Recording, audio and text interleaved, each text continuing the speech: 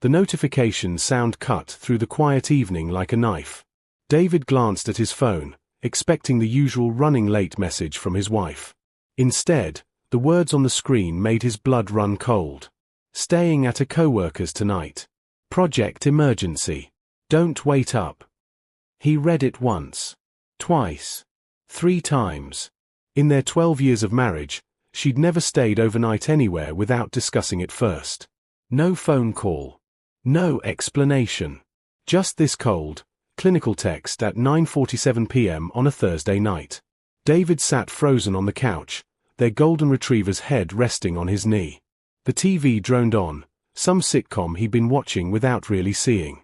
His thumb hovered over the reply button, but something stopped him. An instinct.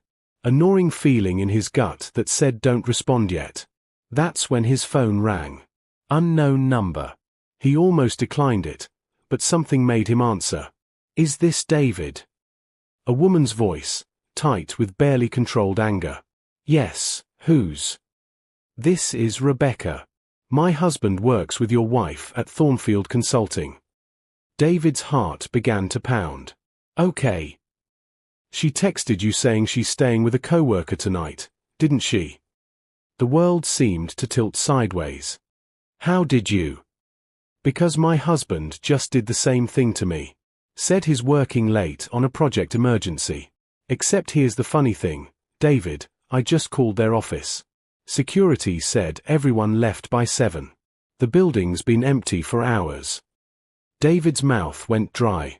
His wife had left the house at 6:30, claiming she had to go back to the office for a critical meeting. I need you to listen to me very carefully, Rebecca continued, her voice shaking now. I tracked my husband's phone. He's at the Riverside Inn, room 304. And I'm betting your wife is there too. The words hit like a physical blow. David stood up so fast the dog yelped in surprise. You tracked his phone? How do you? Family sharing. He doesn't know I can see his location.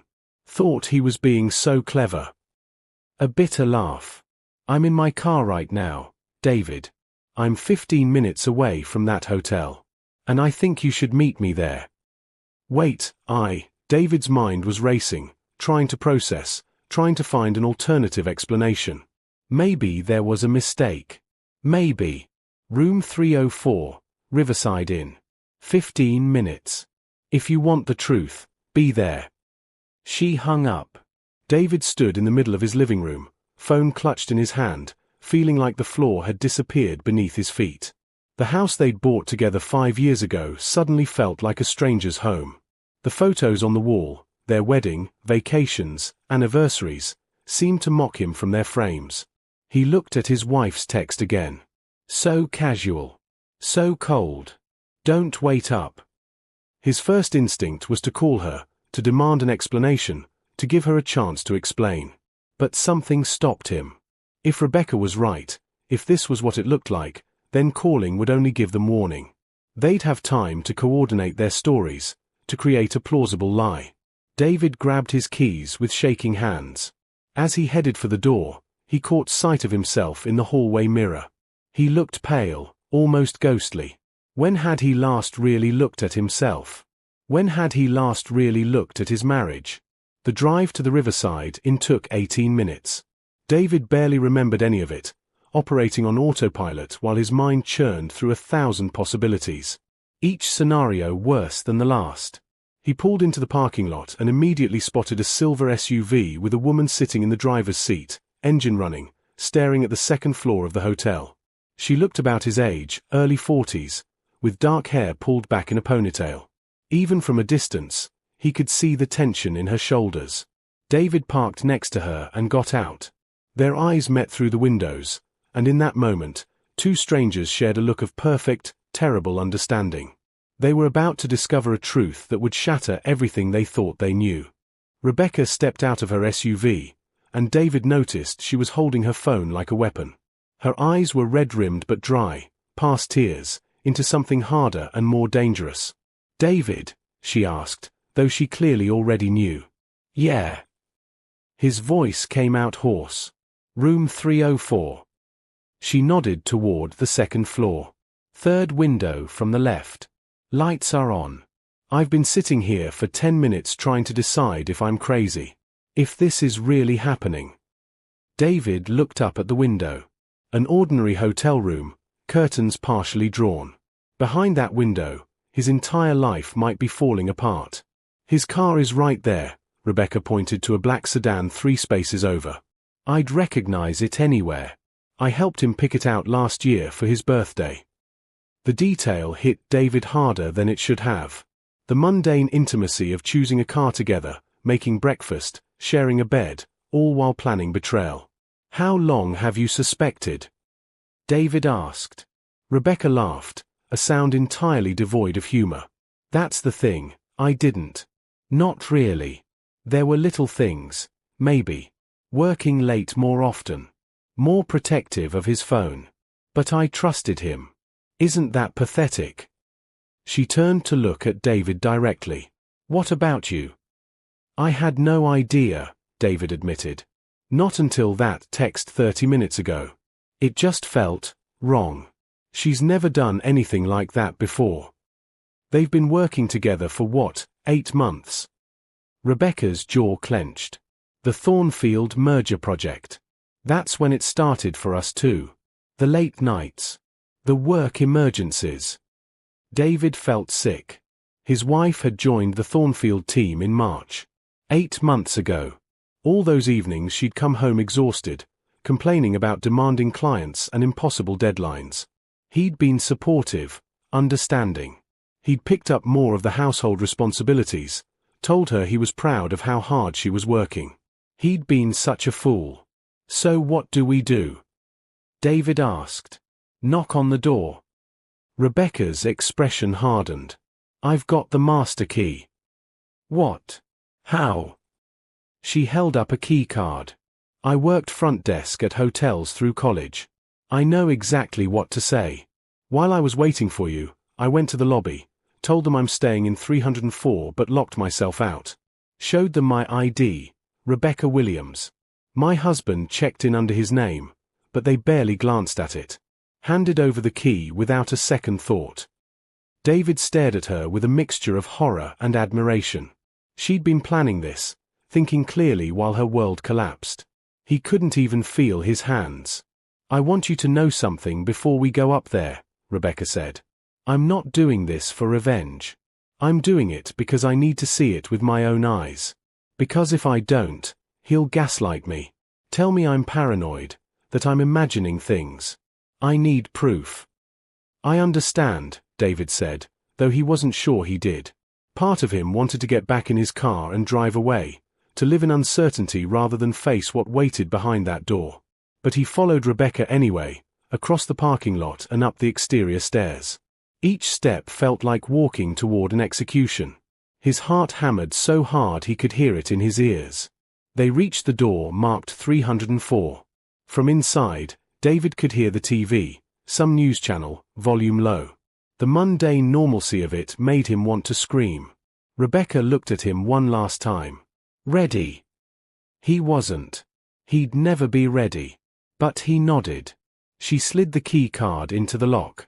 The light flashed green. The mechanism clicked. Rebecca pushed open the door. The scene before them was almost anticlimactic in its ordinariness. A hotel room like thousands of others, generic art on the walls, a queen bed with rumpled covers, clothes scattered on chairs. David's wife sat on the edge of the bed in a hotel robe, her hair damp from a recent shower.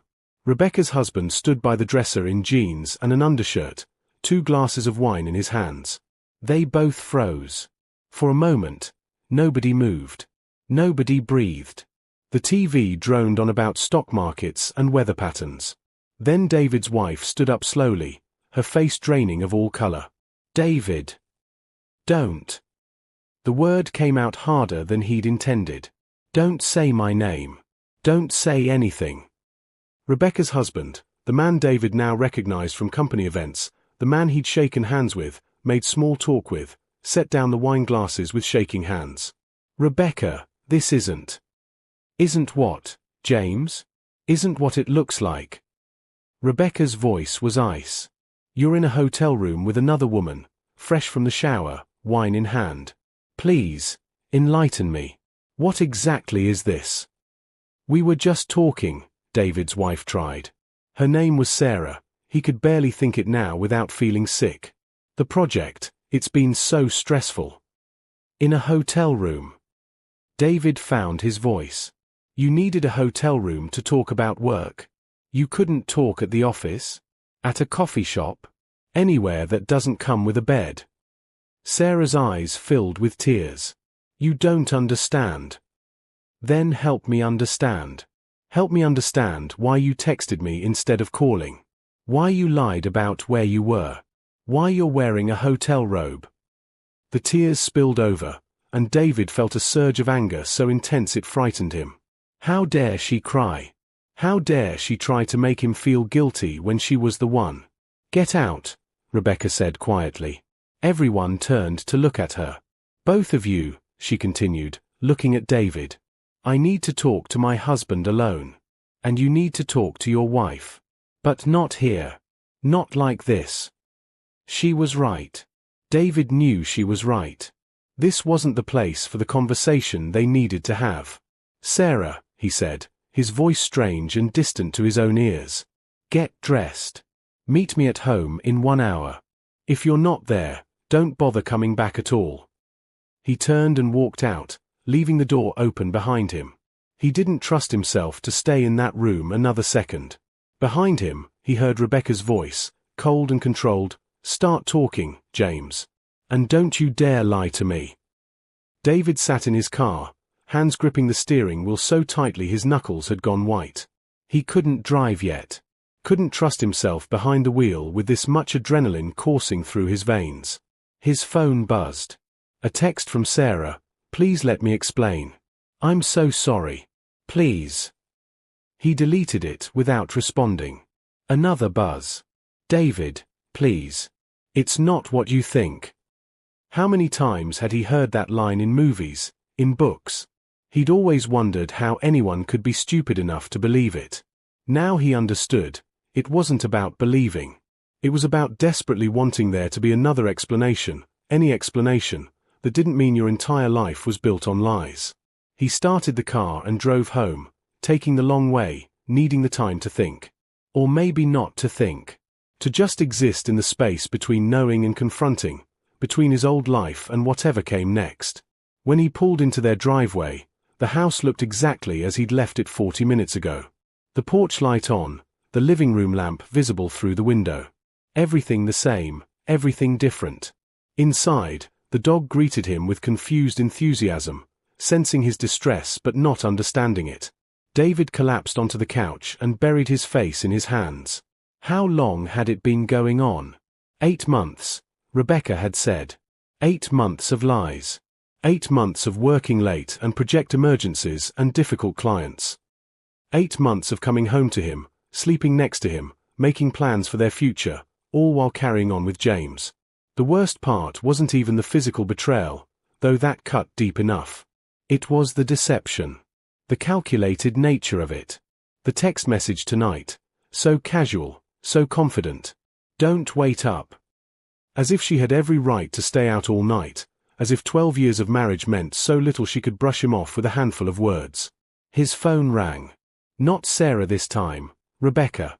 Don't answer your wife's calls, she said without preamble. Not yet. I wasn't planning to, David said.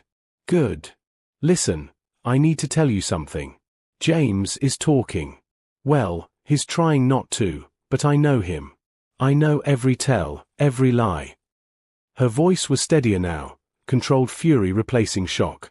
This has been going on for 6 months. 6 months. Not 8.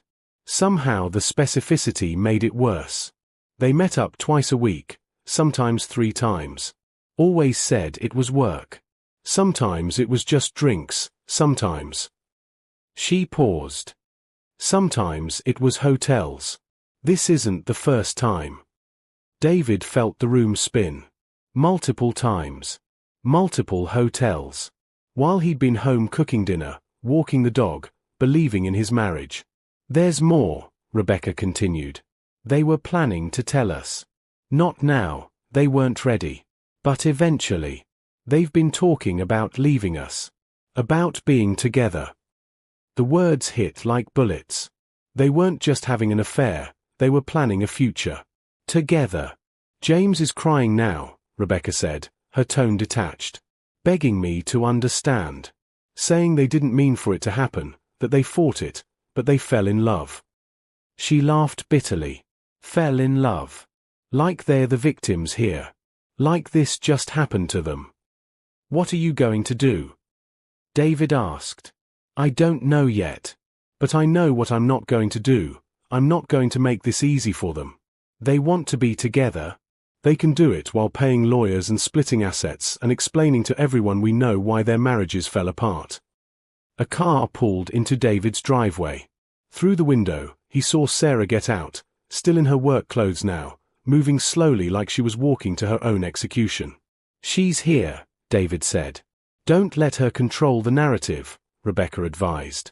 Don't let her make you feel guilty for being angry. You have every right to your anger. Thanks, Rebecca, for calling me. For all of this. We betrayed spouses have to stick together, she said. Call me if you need to talk. I'm serious. They hung up as Sarah's key turned in the lock. She stepped inside, and David was struck by how small she looked. She'd always been petite, but now she seemed to have folded in on herself. Her eyes were swollen from crying, her makeup smeared. David, she started. 6 months, he said. Not tonight. Not last week. 6 months. Her face crumbled. How did you? Rebecca told me. While you were probably coordinating your story with James, his wife was getting the truth out of him. David stood up, needing the height advantage, needing to feel like he had some control. 6 months of lies. Multiple hotels. And you were planning to leave me. To be with him. It's not that simple. Then explain it to me. His voice rose despite his best efforts. Explain how it's complicated to sleep with another man while you're married to me. Explain how it's complicated to look me in the eye every day while you're planning your future with someone else. Sarah sank into the chair across from him, her whole body shaking. I didn't plan this. It just happened. That's what you're going with. It just happened. You accidentally ended up in bed with him? Multiple times? For 6 months. We were working together closely, and he understood things about my work that you never, she stopped, realizing what she'd said. That I never what? Never understood? Never cared about? David felt his anger crystallizing into something colder and harder. I supported your career. I encouraged you to take that position. I picked up the slack at home so you could focus on work. And this is how you repay that. You were always so content, Sarah said, her voice breaking. So satisfied with our routine. Dinner at 6, TV after, bed by 10. The same conversations, the same life, year after year. James made me feel alive again. David stared at his wife, this woman he'd built a life with, and realized he didn't know her at all. So this is my fault? Our marriage was too boring, so you had to go find excitement with someone else. That's not what I'm saying. That's exactly what you're saying. Instead of talking to me, instead of suggesting we change things, you lied. You cheated. You made me believe everything was fine while you were falling in love with another man. Sarah buried her face in her hands. I'm sorry. I'm so sorry. When were you going to tell me? David asked. Or were you just going to keep this going until you and James were ready to blow up both marriages on your schedule? We were going to tell you both next month, she whispered. After the holidays. We didn't want to ruin Christmas. The casual cruelty of it took his breath away. The next morning, David woke up alone in the guest bedroom, momentarily disoriented before the previous night came crashing back. Sarah had slept in their bedroom, former bedroom, he corrected himself mentally. Nothing was theirs anymore. He found her in the kitchen, looking like she hadn't slept at all. She'd made coffee, a peace offering that felt absurdly inadequate given the circumstances. We need to talk, she said quietly. We talked last night. No, you were angry and I was defensive. We need to really talk. She sat down at the kitchen table, the same table where they'd shared thousands of meals. I know I have no right to ask anything of you, but please, just hear me out. David poured himself coffee and sat, maintaining distance. Fine. Talk. Sarah took a shaky breath. James and I, it started innocently. Working late, grabbing dinner after. He was going through problems with Rebecca, and you and I were in a rut. It felt good to talk to someone who understood the pressure of the job, who got my frustrations. Lots of people have work friends, David said coldly. They don't sleep with them. I know that. But it escalated. One night we had too much wine, and we kissed. I immediately regretted it, told him it couldn't happen again. She looked down at her hands. But it did. And then it kept happening. And somewhere along the way, I started having feelings for him. You fell in love with him while married to me. Yes. At least she didn't try to deny it. But I love you too, David. I never stopped loving you. He laughed bitterly. You have a funny way of showing love. 6 months, Sarah. Half a year of lying to my face every single day. I was trying to figure out what to do. I was confused, torn between two lives. So you chose to have both. Keep me as the safe, stable husband while exploring your exciting romance with James. David set down his coffee cup harder than intended. Did you ever think about me? About what this would do to me when I found out? I thought maybe you'd never have to know. That I'd end it with James and things would go back to normal. But you didn't end it. You kept seeing him. You checked into hotels with him. You planned a future with him. Sarah's phone buzzed on the table. She glanced at it and flinched. James? David asked. She nodded. He's asking if we're okay. If we've talked. How considerate of him. David stood up. I want you out of the house. Today. David, please. You don't get to please anymore. You don't get to ask for understanding or forgiveness or time. You made your choices, now live with them. This is my house too. Then call a lawyer. Start the process. Because we're done, Sarah. Whatever we were, whatever we had, it's over. The finality in his voice seemed to break through her defenses. She started crying again, but David felt nothing. No sympathy, no desire to comfort her. That instinct had died in a hotel room last night. His phone rang. Rebecca again. Excuse me, he told Sarah, stepping into the other room. Rebecca. Are you busy? She sounded exhausted. Finishing a conversation. Why? Can we meet? There's something you need to know. Something James told me this morning that changes everything. David's stomach dropped. What is it? Not over the phone.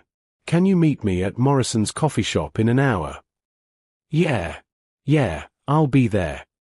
When David returned to the kitchen, Sarah was staring at her phone, tears streaming down her face. What now? David asked, his patience exhausted.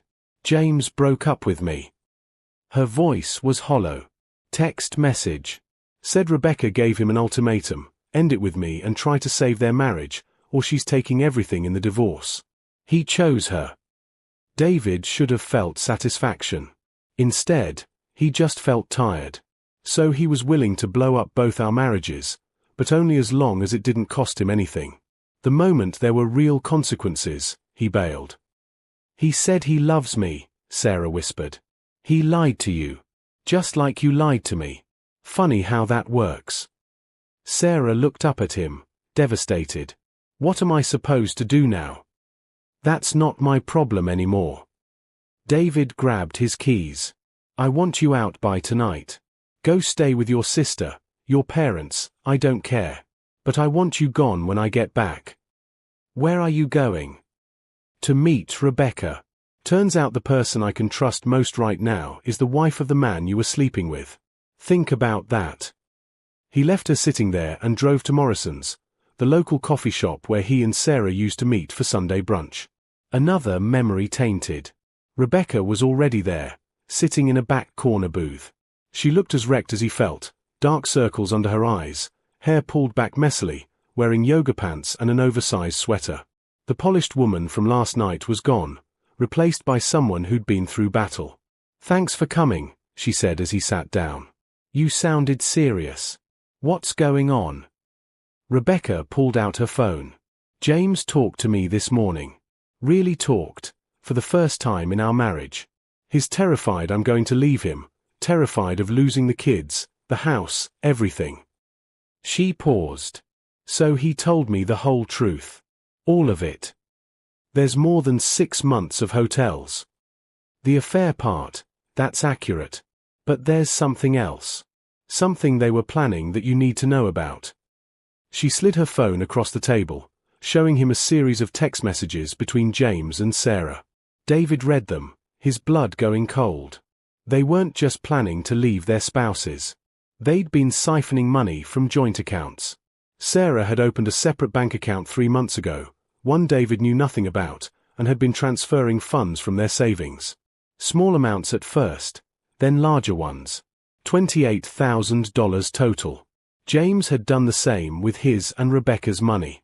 Together, they'd accumulated nearly $60,000 in preparation for their new life together. "They were going to blindside us," Rebecca said quietly. "Leave us right after the holidays, take the money they'd hidden, and start fresh." James had even started looking at apartments across town. David felt like he might be sick. "She stole from me. She's been stealing from me for months. From both of us. And here's the best part. James says it was Sarah's idea. She suggested they'd need a financial cushion for the transition. The woman David had married, the woman he'd trusted with everything, had been planning to rob him blind and disappear. "What are you going to do?" David asked. "James is drawing up papers right now, transferring back every penny plus half of his retirement account. He's scared of criminal charges, and honestly, he should be." Rebecca's expression hardened. "What they did, that's theft, fraud. We could press charges." "Could we actually?" "My lawyer seems to think so. At minimum, it's marital asset dissipation, which plays very badly in divorce proceedings." She leaned back. "James is willing to give me almost everything to avoid that. The house, primary custody of the kids, 70% of assets. He just wants to avoid jail and scandal." David's mind was racing. "Sarah doesn't know you know about the money." "Not unless James told her, which I doubt since he threw her under the bus this morning." An idea formed, cold and calculated. "What if we don't tell her yet? What if we let her think she's gotten away with it?" Rebecca's eyes narrowed. "What are you thinking?" 3 days later, David sat across from Sarah in a lawyer's office, the atmosphere thick with tension. She'd spent the last 72 hours texting him constantly, apologizing, begging for another chance, claiming she'd made a terrible mistake. He'd responded minimally, just enough to agree to this meeting. Sarah thought they were here for mediation, to discuss trying to reconcile. She'd dressed carefully, wearing the blue dress he'd always liked, her hair styled the way it was on their wedding day. The manipulation was so transparent it would have been funny if it wasn't so pathetic. "Thank you both for coming," the lawyer, Ms. Patterson, said. She was a stern woman in her 50s that Rebecca had recommended. "Mr. Hayes, you requested this meeting to discuss the dissolution of your marriage." Sarah's face fell. "Dissolution? David, I thought we were going to talk about counseling." "No," David said simply. "We're here to talk about divorce. And theft." "Theft?" Sarah's confusion looked genuine. "What are you talking about?" Ms. Patterson slid a document across the table. "Mrs. Hayes, are you familiar with account number ending in 7843 at First National Bank?" Sarah went pale. "That's a joint savings account you share with your husband," Ms. Patterson continued. "Over the past 3 months, you've made unauthorized withdrawals totaling $28,000, transferring them to a separate account your husband knew nothing about. Is that correct?" That's our money. Marital assets. I'm allowed. You're allowed to make reasonable withdrawals for household expenses and known purchases, Ms. Patterson interrupted. Secretly siphoning off money to fund your planned departure with your affair partner? That's called marital asset dissipation. And in this state, it's taken very seriously in divorce proceedings. Sarah looked at David, panic replacing her careful composure. How did you know about that? James told Rebecca everything, David said. Including your plan to leave right after the holidays with your hidden money.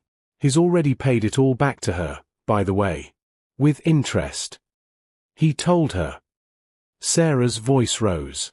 But he said, he promised. He lied to you. Just like you lied to me.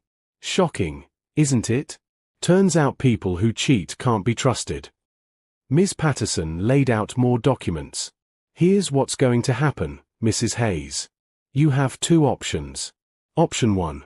You return every penny you took, plus half your retirement account as compensation for emotional distress and breach of marital trust. You agree to a quick, uncontested divorce where Mr. Hayes keeps the house, the car, and most of the liquid assets. You get your personal belongings and whatever furniture he's willing to part with. That's insane. I'd be left with almost nothing. Option 2, Ms. Patterson continued calmly. Mr. Hayes files criminal charges for theft and fraud. The district attorney is a friend of mine, and she's very interested in financial crimes. You'd be looking at felony charges, possible jail time, and a public scandal that would destroy your career at Thornfield Consulting. Sarah turned to David, tears streaming. You wouldn't do that to me. You loved me. I loved who I thought you were, David said. That person doesn't exist. And yes, I absolutely would press charges. You stole from me, Sarah. You lied to me every day for 6 months. You planned to abandon me and take my money. Why would I show you mercy? Because it's cruel. Because you're better than this. I'm exactly as good as I need to be. No better, no worse. You taught me that. Ms. Patterson checked her watch. You have until 5 p.m. today to decide, Mrs. Hayes. Option 1, sign the agreement and return the money. Or option 2, we file charges tomorrow morning. Your choice. Sarah looked between them, trapped. Can I call someone? My lawyer. You're welcome to, Ms. Patterson said. Though I should mention, Mr. Hayes has documentation of every transfer, every hotel charge, every lie. Your lawyer will tell you the same thing I am. Take the deal. David stood up. 5 p.m. Sarah. Don't be late. He walked out, leaving her crying in the conference room. Outside, Rebecca was waiting in her car. How'd it go? She asked as he got in. She's cornered. She'll take the deal. Good. Rebecca pulled out of the parking lot. James signed his papers this morning. I get the house, the kids during the week, and 70% of everything. He also has to pay for counseling for the children when we tell them. When are you telling them? This weekend. I want to be the one to explain, before they hear it from someone else. She glanced at him. What about you? How are you really doing? David considered the question. I'm angry, betrayed, hurt, but also relieved. Is that wrong? Not even a little bit. I feel the same way. Rebecca smiled grimly. I keep thinking about all those years I spent being the perfect wife. Cooking his favorite meals, supporting his career, raising his children. And he thanked me by sleeping with your wife. At least they got what they deserved, David said. They lose everything, and they don't even get each other. James is already on dating apps, Rebecca said. Saw it on his phone yesterday. Your wife was just one of many, I think. I was too trusting to see it before. They drove in silence for a while, two people who'd had their lives blown apart by two other people's selfishness. What are you going to do now? Rebecca asked eventually. After the divorce. I don't know. Travel, maybe. I've always wanted to see Ireland. Sarah never wanted to go. Too far, too expensive, too much planning. He laughed. I don't have to consider what Sarah wants anymore. I'm thinking of going back to school, Rebecca said. I gave up my master's program when I got pregnant with our first. Always regretted it. You should do it. Maybe I will. At 5:15, David's phone rang. Sarah's lawyer. Mr. Hayes, my client accepts your terms. She'll sign the papers and return the funds by Monday. Good, David said and hung up. It was over. 12 years of marriage ended not with love or reconciliation, but with legal documents and financial penalties. Sarah would walk away with a fraction of what she'd tried to steal, her reputation damaged, her relationship with James over before it really began. A month later, David sat in his house now, legally and completely, with a glass of wine and a travel brochure for Ireland. The divorce had been finalized that morning. Sarah had moved to another city, taken a job with a different company. He'd heard through mutual friends she was struggling, lonely, regretting everything. He felt no satisfaction in her suffering, but no sympathy either. Just nothing. She was a stranger who'd once lived in his house. His phone buzzed. A text from Rebecca, drinks tonight? I need adult conversation that doesn't involve lawyers or lying ex-spouses. David smiled. Morrison's at 7. See you there. He wasn't ready for anything romantic, might never be ready again. But friendship with someone who understood exactly what he'd been through. That was something worth having. As the sun set through his living room window, David raised his glass in a solitary toast. To new beginnings. To hard-won lessons. To never again ignoring his instincts when something felt wrong. The dog ambled over and rested her head on his knee, and David scratched behind her ears. Just you and me now, girl, he said.